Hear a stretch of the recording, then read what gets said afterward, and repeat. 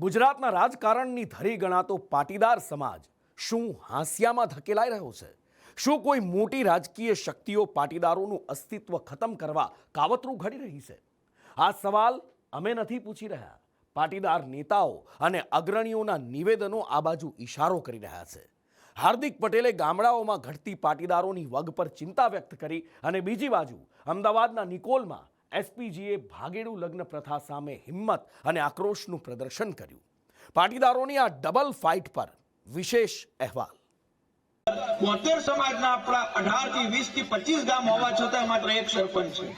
જ્યારે મોટી શક્તિઓ એમનામે પાટીદાર સમાજનું રાજકીય અસ્તિત્વ ખતમ કરવા લાગેલી હોય ત્યારે પાટીદાર સમાજે બુદ્ધિપૂર્વક કામ કરવું જોઈએ. અનામત નીતિના લીધે પાટીદાર સમાજના સરપંચો, તાલુકા પંચાયતના સદસ્યો અને જિલ્લા પંચાયતના સદસ્યોમાં ખૂબ જ મોટી ખોટ આવી છે. પાટીદાર સમાજનું રાજકીય અસ્તિત્વ ના હોય તો સૌથી પહેલા તો એમને રાજીનામું આપી દેવું જોઈએ.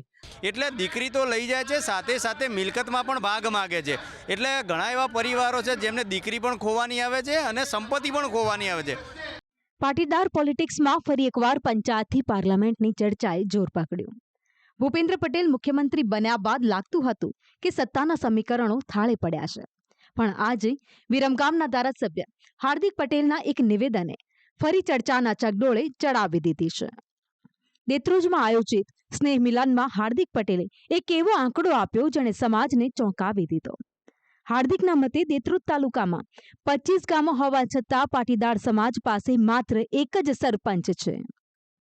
પણ સામાજિક પરિબળની સાથે સાથે રાજકીય પરિબળમાં પણ ઘટાડો થયો અને એનું ઉદાહરણ એટલું છે કે આજે દેત્રોજ તાલુકાની અંદર 72 સમાજના આપણા 18 થી 20 થી 25 ગામ હોવા છતાં માત્ર એક સરપંચ છે.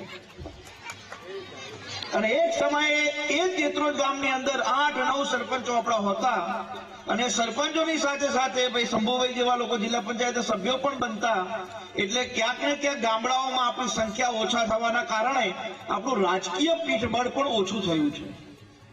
અને આજના કાર્યક્રમમાં તમને બધાને એટલી વિનંતી કરું છું કે તમે અમદાવાદમાં રહો, કડીમાં 2, 5, 10 ફ્લેટ લો, તમે ખૂબ સુખી થાઓ.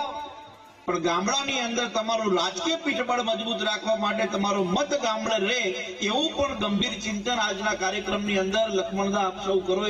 વિષ્ણુભાઈ, એવી મારી આપ સૌને ખાસ વિનંતી છે. આ ગામડા બચાવો અભિયાનને પાટીદાર અગ્રણી વરુણ પટેલે ખુલ્લું સમર્થન આપીને રાજકીય બોમ્બ ફોડ્યો. વરુણ પટેલે સીધો જ આક્ષેપ કર્યો છે કે કોઈ મોટી રાજકીય શક્તિઓ પાટીદાર સમાજનું રાજકીય અસ્તિત્વ ભૂંસી નાખવા માટે પડદા પાછળ ખેલ ખેલી રહી છે. પાટીદાર સમાજે અને ખાસ કરી અને ગ્રામ્ય કક્ષાએ જ્યારે મોટી શક્તિઓ એમનામે પાટીદાર સમાજનું રાજકીય અસ્તિત્વ ખતમ કરવા લાગેલી હોય ત્યારે પાટીદાર સમાજે બુદ્ધિપૂર્વક કામ કરવું જોઈએ. અને ધારાસભ્યશ્રીએ પણ આ મોટી શક્તિઓ જે પાટીદાર સમાજનું રાજકીય અસ્તિત્વ ખતમ કરવા લાગી છે એનો અણસાર એમને પણ આવ્યો હોય મોડો એવું લાગી રહ્યું છે. એટલે હું એમની વાત સાથે સહમત છું કે ગ્રામ્ય કક્ષાએ મતની તાકાત વધારવી પડશે. શહેરમાં તો આપણને અવરાનહવરા ચશ્મા પહેરીને વાપરી જાય છે આખું ગામ.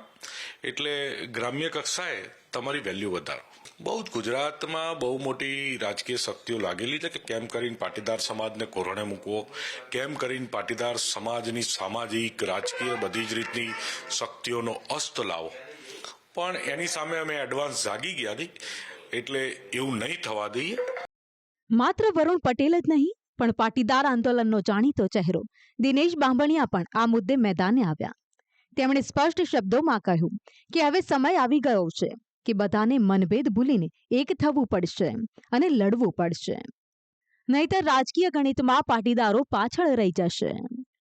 આજે પાટીદાર સમાજના શહેરીકરણમાં વસતા લોકો માટે ગામડામાં વસ્તી ઘટતા અને ખાસ કરીને અનામત નીતિના લીધે પાટીદાર સમાજના સરપંચો, તાલુકા પંચાયતના સદસ્યો અને જિલ્લા પંચાયતના સદસ્યોમાં ખૂબ જ મોટી ખોટ આવી છે. ત્યારે અમે જે લડાઈ લડી રહ્યા છીએ તેમાં આ નિવેદનને હું આવકારું છું. જો કે સમાજમાં અંદરો અંદર પણ સવાલ ઉઠી રહ્યા છે. મહિલા પાટીદાર આગેવાન ગીતા પટેલે મુદ્દાને સમર્થન તો આપ્યું પણ હાર્દિક પટેલની કાર્યશૈલી અને ભૂતકાળના વલણ સામે સવાલો ઉઠાવીને આ વિવાદમાં નવો વળાંક લાવ્યો. તો સૌથી પહેલા પોતે જ ભારતીય જનતા પાર્ટીમાં છે અને પાર્ટીમાં જ સમાજના ખભા પર પગ મૂકીને પાર્ટીમાં ગયા છે. તો જ્યારે પાટીદાર સમાજનું રાજકીય અસ્તિત્વ ના હોય તો સૌથી પહેલા તો એમને રાજીનામું આપી દેવું જોઈએ અને પછી સમાજની ચિંતા કરવી જોઈએ ને સમાજની વાત કરવી જોઈએ. એક બાજુ પાટીદાર નેતાઓ ગામડા અને રાજકીય વગ બચાવવાની વાત કરી રહ્યા છે, ત્યારે બીજી બાજુ અમદાવાદના નિકોલમાં સામાજિક યુદ્ધ છેડાયું છે. એસપીજીના નીચા હેઠળ યોજાયેલા મહાસંમેલનમાં ભાગેડુ લગ્ન પ્રથા સામે સીધો જ જંગ છેડાયો. મહામંત્રી પૂર્વિન પટેલે સનસનીખેજ આરોપ લગાવ્યો કે પ્રેમ લગ્નના ઓઠા હેઠળ માત્ર દીકરીઓ જ નથી જતી, પણ પરિવારની કિંમતી મિલકતો હડપવાનું સમજી વિચારીને કાવતરું રચવામાં આવે છે. અમે કોઈ પ્રેમની સામે નથી કે કોઈ પ્રેમનો કે કોઈનો અમે વિરોધ નથી કરતા, પણ તકલીફ એ વાતની પડે છે કે જ્યારે અન્ય સમાજના દીકરાઓ કે અમુક લોકો જે રોમિયો કહી શકીએ એ લોકો જ્યારે સમાજની દીકરીને પ્રેમ જાળમાં ફસાવે છે અને ફસાયા પછી ભારત દેશે જે આપણા બંધારણે આપણને જે આઝાદી આપી છે એના અધિકારોનો દુરુપયોગ કરી અને જેમ કે હમણાં થોડા સમય પહેલાં જેમ સુપ્રીમ કોર્ટે માર્ગદર્શન આપ્યું હતું કે દીકરીનો પણ મિલકતમાં સહિયારો ભાગ છે, એટલે દીકરી તો લઈ જાય છે, સાથે સાથે મિલકતમાં પણ ભાગ માગે છે. એટલે ઘણા એવા પરિવારો છે જેમને દીકરી પણ ખોવાની આવે છે અને સંપત્તિ પણ ખોવાની આવે છે. સવાલ હવે અનેક છે. આ ચેતવણી પાટીદાર પરિવારોને ફરી ગામડા તરફ વાળશે? શું આ આંદોલન સરકારને લગ્ન નોંધણીની નીતિઓ બદલવા મજબૂર કરશે? અને સૌથી મોટો સવાલ, વરુણ પટેલે જે મોટી શક્તિઓ તરફ ઇશારો કર્યો છે, શું તે ઘરના જ ભેદી હોઈ શકે? પાટીદાર સમાજની આ સંગઠિત શક્તિ અને આંતરિક મનોમંથન આગામી દિવસમાં ગુજરાતના રાજકારણમાં નવો વળાંક લાવી શકે. બ્યુરો રિપોર્ટ, સંદેશ ન્યૂઝ.